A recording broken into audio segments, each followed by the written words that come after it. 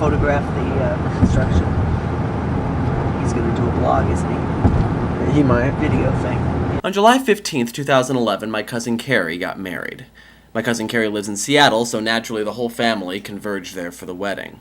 Since no one in my family really likes flying, and since all modes of travel would pretty much be comparable in price, we decided to drive there. For those of you keeping score, yes, we drove from Bowling Green, Ohio to Seattle, Washington, a road trip of some 2,000 miles, taking us through 9 states and taking, in total, 5 days. The trip was built for speed, not comfort. That is, we didn't make a lot of stops or see a lot of the sights that the route had to offer. That's for the trip back. But we did cross some state lines into places I'd never been before. For example, I'd never really been to Wisconsin despite having grown up in Illinois. North Dakota, Montana, Idaho, and most of Minnesota were likewise foreign to me. At first it all seemed familiar. Wisconsin looked a lot like Illinois, which looked a lot like Indiana, which looked a lot like Ohio. It all had that sort of farming country Midwest feel to it, especially when we ran into the construction.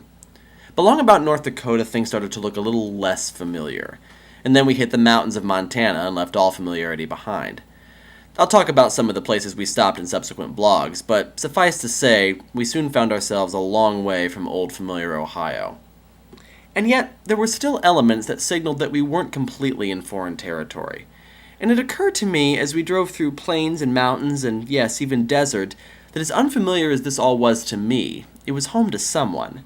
Someone got up every morning and looked every day at this landscape in the same detached way I look at Bowling Green, Ohio, and found it commonplace, maybe even boring.